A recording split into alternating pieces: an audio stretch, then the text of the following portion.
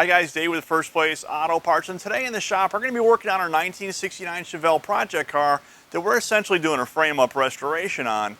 Today's video we're going to show you how to install rear disc brake conversion kit on a car that originally had drum brakes, and this information will apply to any 64 to 72 Chevrolet Chevelle and also Camaro that had a 10 or a 12 bolt rear end in it. So let's go ahead and get started.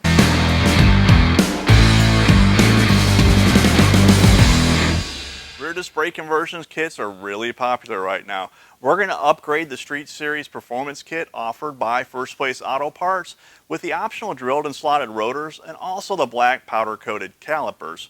Not only will this upgrade the looks, but the durability of the actual product itself is increased as well. Powder coating doesn't chip, doesn't rust. Rear calipers or calipers in general are made out of cast iron, so over time they may rust a little bit. This will completely eliminate that and maintain its really good looks and its high performance. The first step after getting your vehicle in the air and supported by jack stands is to remove your rear wheels and brake drums. The next step is to remove all the bolts from the rear end cover and then carefully remove the cover. If your cover was sealed with silicone instead of a gasket, you may need to pry around the cover to get it loose.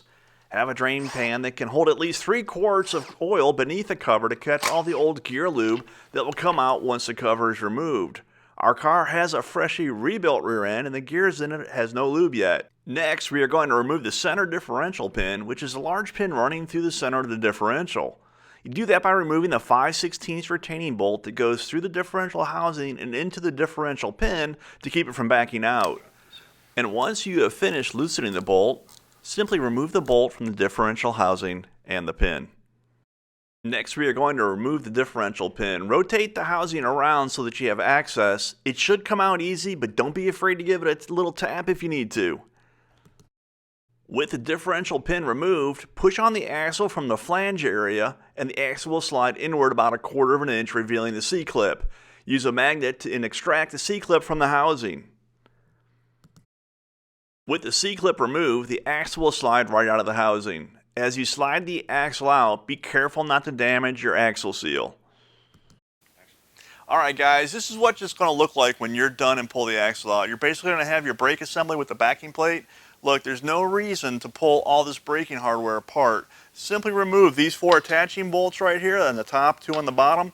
Pull this thing off as an assembly, and you've got it all disassembled.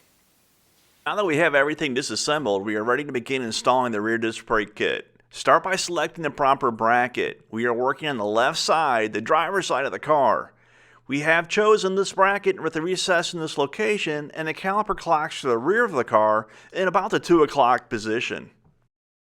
Notice that your brake kit came with a variety of bracket spacers. We're going to start off with a 1/4 inch spacer. We're going to bolt the kit together, and then we're going to come back and check to make sure that our caliper is centered on the rotor. The spacer is mounted to the back side of your axle flange. The dust shield goes on from the front. And finally, we install the 4 axle flange nuts and tighten them securely. Okay guys, we've got everything taken apart. Now it's time to start putting the brake kit together. First thing we're going to do is we're going to go ahead and slide the axle in, put the rotor on it, and then we're going to install the caliper. And what we're going to do next is check for alignment between the caliper and the rotor itself.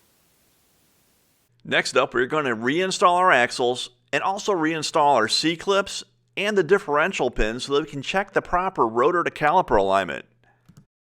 And finally, install your new brake rotor on your axle flange and secure it using 2 lug nuts. Okay guys, the next step is to install the caliper with the brake pads onto the caliper bracket so that we can properly check the alignment between the rotor and the caliper. So let's go ahead and install the caliper onto the bracket. With our 2 new pins, we'll install the pins through the bracket, through the caliper, and then we'll go ahead and tighten it down. Okay guys, make sure that your caliper mounting ears are on the back side of your caliper bracket and that your parking brake assembly and your bleeder screws are pointing towards the top. Okay, and this is where the adjustments come in, if any is needed at all.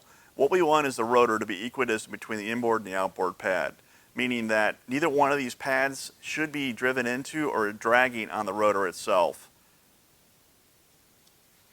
If you recall, when we installed the bracket, we used the 1/4 inch spacer originally. If the pads do not clear the rotor, you'll need to adjust the caliper position with the included spacers. If the inside pad hits the rotor, you'll need to add spacers between the flange and the caliper bracket. However, if the outside pad hits the rotor, you need to use one of the smaller spacers or remove the spacers completely. Spacers can be stacked to achieve the required thickness. My friend, is how you install a rear disc brake conversion kit on a Chevrolet 10 and 12 bolt rear end that does have C-clips that retain the rear axles in the housing. This project is not terribly difficult, doesn't even require a lot of tools, but it sure does add a certain amount of style and update to an older vehicle, and it's sure to increase your braking performance. Be sure to follow First Place Auto Parts on Facebook and YouTube, where we'll continually be adding new product review videos and also how to install videos that may be beneficial to you when it comes time to either buying or installing parts on your car. If you like this video, be sure to hit the like and the subscribe button. That way you will never miss future video releases, such as when we install the rear brake lines on this and bleed the brake system. Until next time, keep the hammer down and keep it between the guardrails.